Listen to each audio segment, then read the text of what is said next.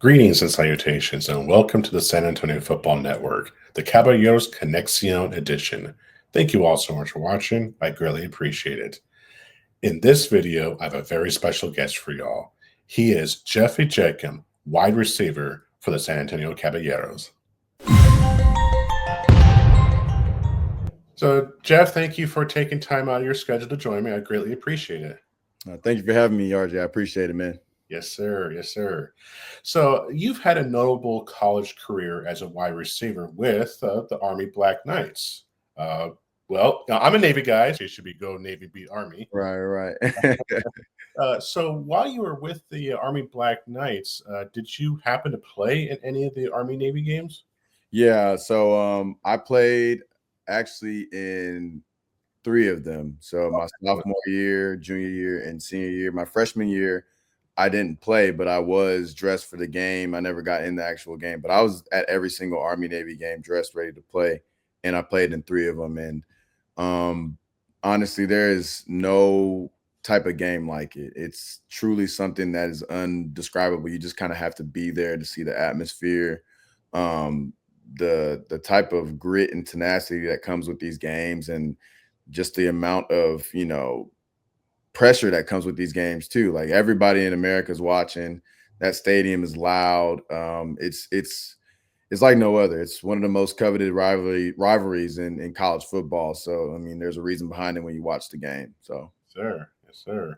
Well, I won't hold it against you that you're an Army guy, and I mean, not everybody can be in the Navy. The best players in the military, but I'll forgive you for that.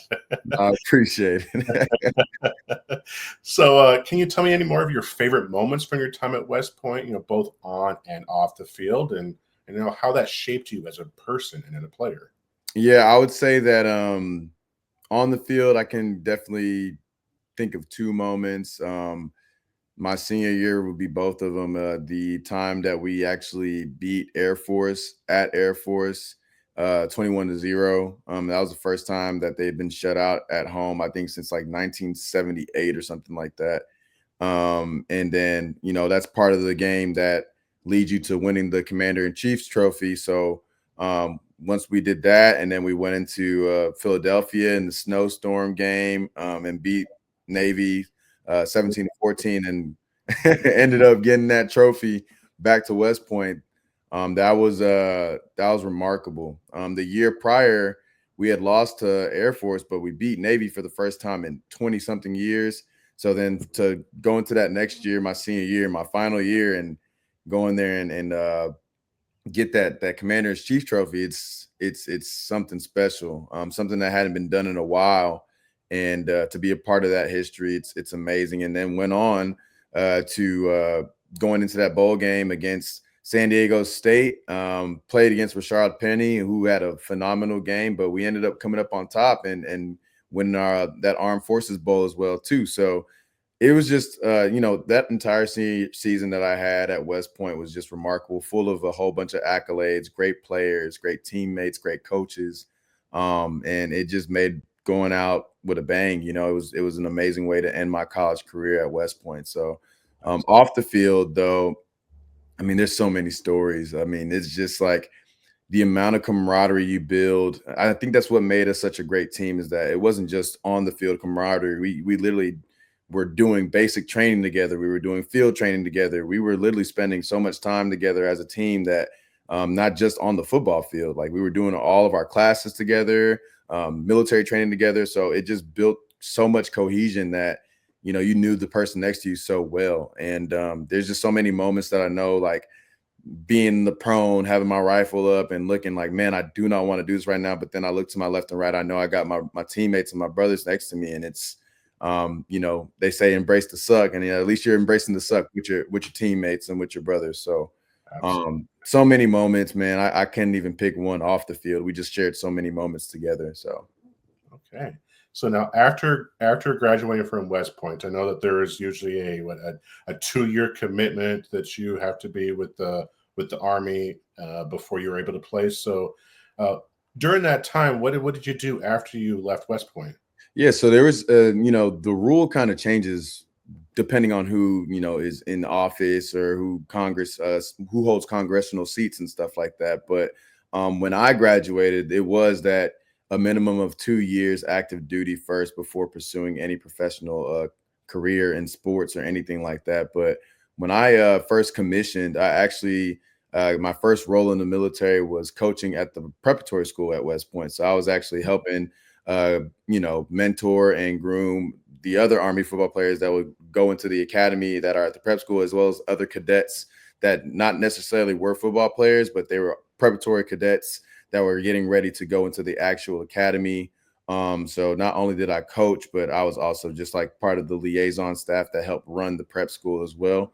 And especially in the athletic department, I helped with the weight room, again, coached football. So I was coaching slot backs and receivers at the time. So that was a pretty cool role. And then once I finished with that role, I ended up going to my basic officer leadership course down in Fort Benning, Georgia. And for those that don't know, that's where a lot of the infantry and armor officers train. And I branched armor, which has a lot to do with tanks and like tank maneuvering and stuff like that. So I ended up doing my courses down there at Fort Benning. And funny enough, in those times, I actually did before even graduating, I did a local day with the Giants. I also had workouts with CFL teams. Then, transitioned from Georgia to my first duty station at Fort Hood, Texas.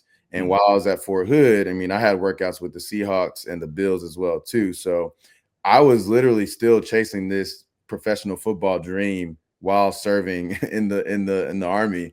And it was very chaotic at times because, I might get a random phone call like, hey, I mean, I have a workout schedule for you if you want this opportunity. And of course I'm jumping on it. So I'd have to talk to my chain of command and be like, look, sir, ma'am, I really gotta do this. Like, I gotta see if this is for me or if anything comes from this. And luckily I had some pretty supportive people in the chain of command of pursuing that dream. And lo and behold, I mean, it came off. My first opportunity to play professionally came in 2022 with the Vegas Nighthawks in the indoor football league. So big shout out to Coach Mike Davis. He actually was the first person. There were so many coaches that called. I'm talking CFL, other IFL teams, NFL teams, and it just never panned out, didn't fit. It was just too many hoops, hurdles, whatever it may be. And Coach Mike Davis was the one that really worked with me and said, whenever you can come, we would love to have you. And that's what jump-started my career. So excellent. So how was your time with the Vegas Nighthawks and the IFL? Must have been a transition from going from outdoor football to the indoor league. It was definitely something new for me. There were so many different rules. It's a sport within a sport. And I think that luckily I'm somebody that catches on to stuff very quickly. I'm a quick learner. But Coach Davis was very, very, very patient with me. Spent a lot of time with me, and the rest of the coaching staff like helped me out a lot. And once I got the hang of it, I was having a lot of fun. I mean, the staff was remarkable. The living conditions were remarkable. They really treated it like an NFL program, and that's something that Coach Mike Davis does harp on, treating players at the professional level like that. And I had a great time. I actually ended up going there in 22. Then I ended up going to played well enough, and I ended up going and playing for the Showboats in 23.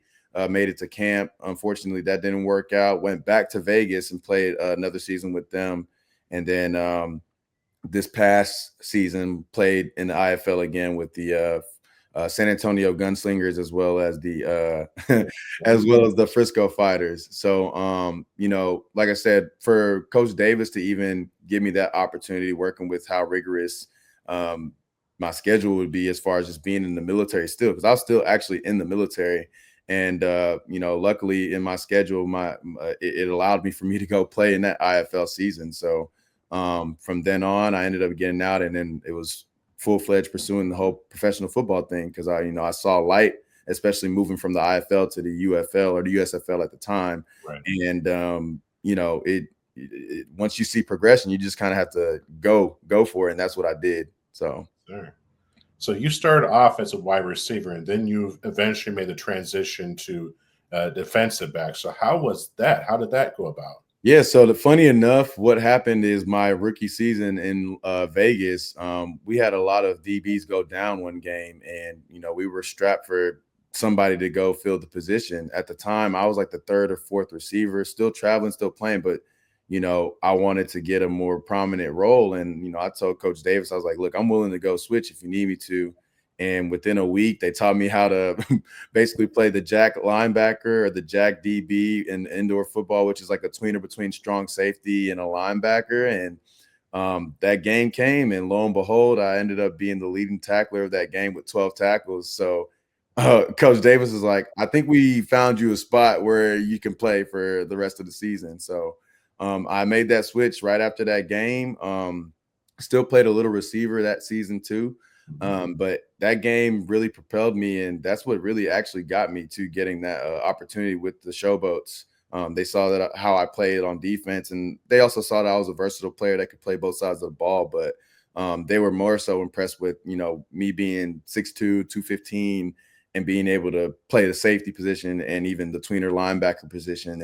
And that's what got me to move up in leagues. So I think the transition, to be honest with you, I use a lot of what I've learned playing receiver for so long at DB, because a lot of it is instinctual. So if you're reading a route, if you're reading route concepts, if you see what number one is doing versus number two or versus number three, splits, alignments, all these things are something that are very important to know, and knowing what routes are coming your way. So I use that instincts that I've had playing receiver, and I literally translate it and I use it as a DB and say, all right, if this person's doing this, I know that this route is potentially coming, or if this combination is doing this, I know that this combination is probably coming in. So it definitely helped playing receiver. I'll say that, making the transition.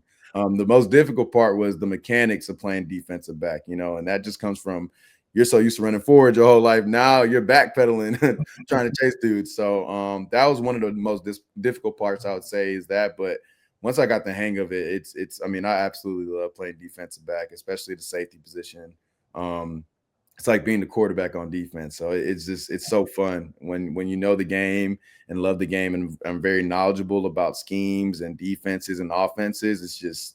It's so much fun playing that safety position. I'll say that. Yes, sir. Excellent. So now you are with the San Antonio Caballeros of the International Football Alliance. So as we all know, that they are a new team in a brand new league, and the IFA is blending American and Mexican culture and other international players.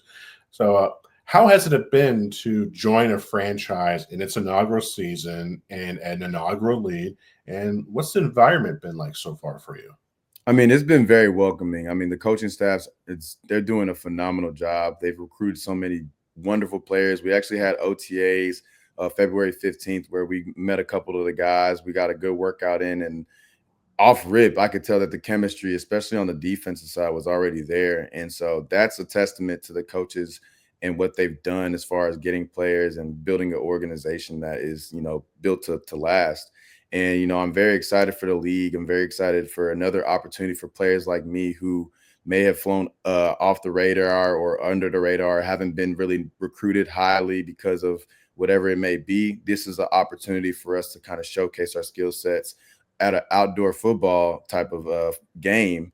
And, because, again, I played indoor football. Obviously, if you're trying to get to the NFL, a lot of it, or the UFL, whatever it may be, a lot of it does translate from, seeing outdoor skill sets to outdoor skill sets. So, it definitely is a privilege and an honor to be a part of this organization. Like I said, the coaches are very good about getting information out to us, taking care of us. That the OTAs really is what showed me that, all right, this is something that's very promising, and I can see myself definitely putting more investment and everything into this league, into the organization, and into these coaches and my teammates for sure. So I'm very hopeful. I'm very excited. I think it's going to be a great season and a great year. Excellent. So you mentioned that you were formerly with the Gunslingers of the IFL, and I know that there are several former Gunslingers that's on the Caballeros. So what's it like having that already established chemistry with some of your former teammates? Yeah, I mean that's easy. I mean, as far as when you guys, it's really easy to just gel and go to work. And even then some, like there's other people that I've known around just the football community, and they're part of our organization as well too. So it's like when you're familiar with guys, know their playing style, know who they are, and how they work, it is very easy to gel and get something going very fast. And I think that like I said, OTAs showed us that, and that wasn't even the whole team. Like the fact that we had that small nucleus and still were getting so much work done, and it was efficient work, and it looked good. Everybody, both sides of the ball looked really good. So, I mean, I think that's a testament to the chemistry and the camaraderie that's being built, not just on the field, like in our group chat too. Like we have a lot of conversations there too, and building that camaraderie and just getting ready for the season. So it's definitely exciting to see for sure. Yes, sir. So now playing in San Antonio, which is a city that has it's pretty rich in football tradition. What's it like to represent the Caballeros in front of such a passionate football fan base here? Yeah, so I'm from Houston, Texas. So San Antonio is just a skip away from me. Texas football altogether. We all know that Texas is football country. So it's a blessing being able to play, in my home state, and especially in front of the San Antonio crowd. Like I said, I was previously with the Gunslingers, so I know how supportive the San Antonio community can be with football organizations. But now we're bringing them an outdoor product.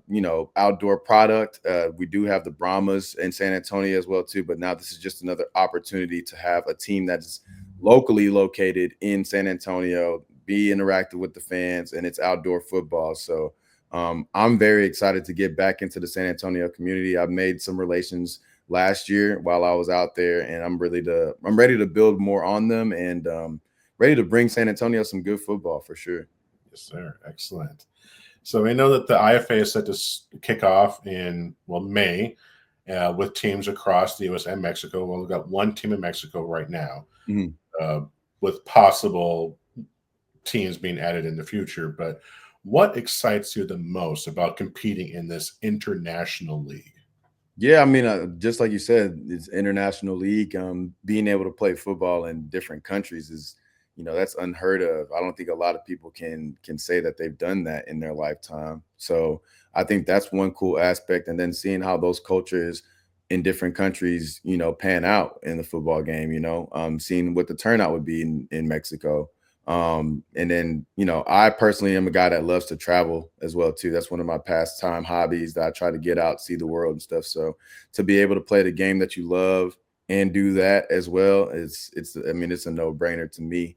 And I'm just like the game of football expanding outside of just the United States is a beautiful thing too, because it's just, you're bringing culture, you're bringing a sport, you're bringing like, I know football has done so much for me. So to be able to pass that on to different countries is pretty impressive, and honestly pretty cool. And to be etched in history of doing that would be pretty nice for, I think anybody that's participating. So. Sure.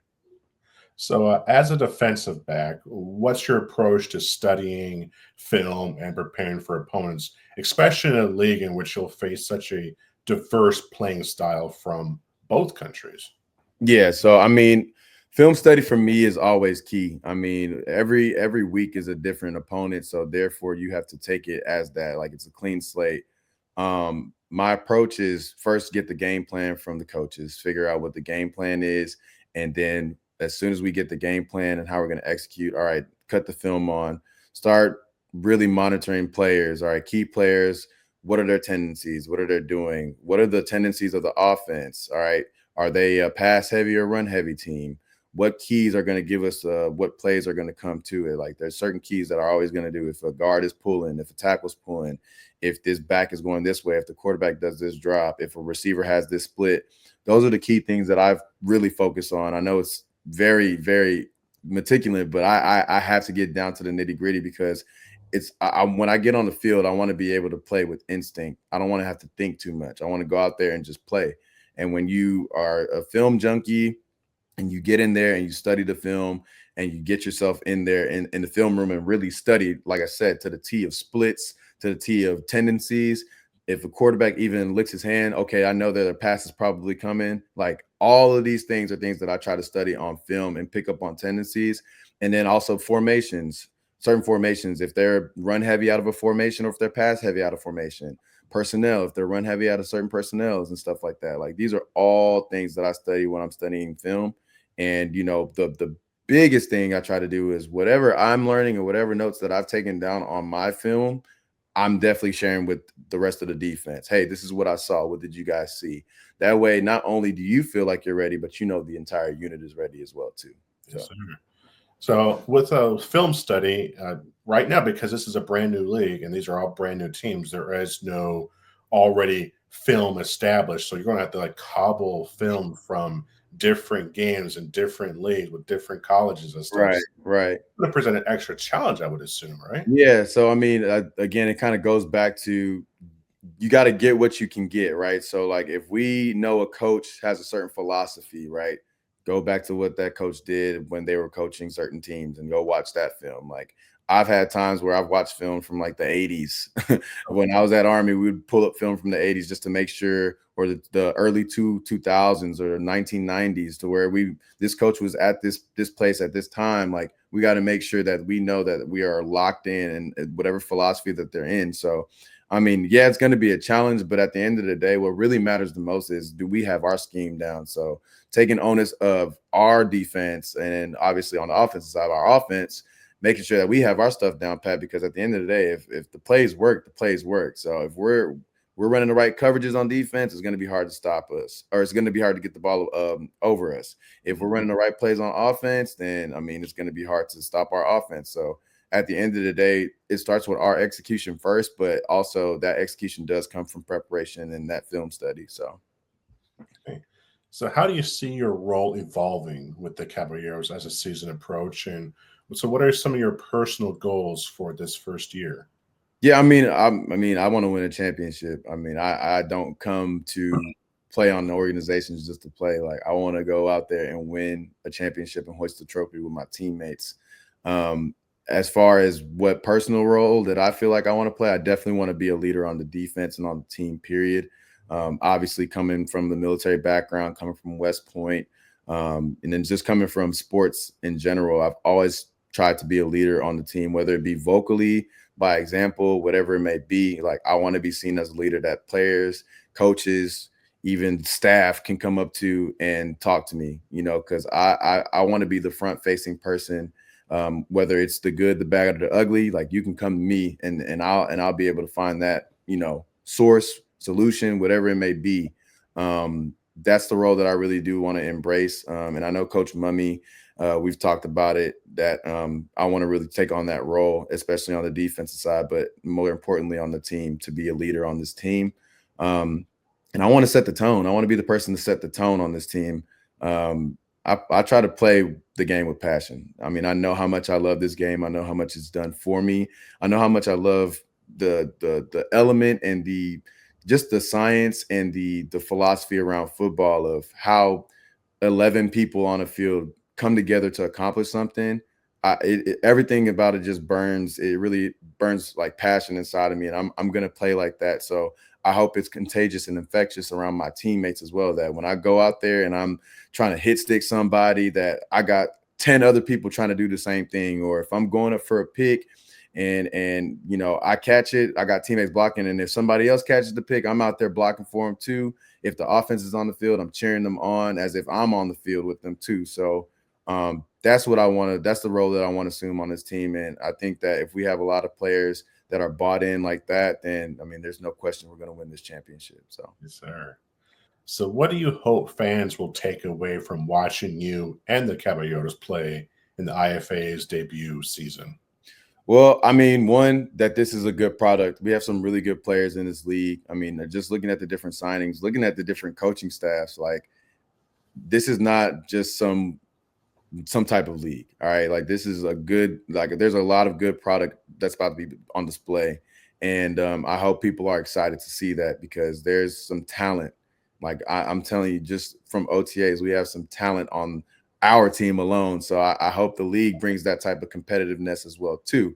I can only speak for what I've saw on our team, and it's going to be a great season. I'll say it like that. So if you're in the San Antonio area, I look forward to seeing you guys at those games. And I know we as an organization look forward to seeing you guys as well, too.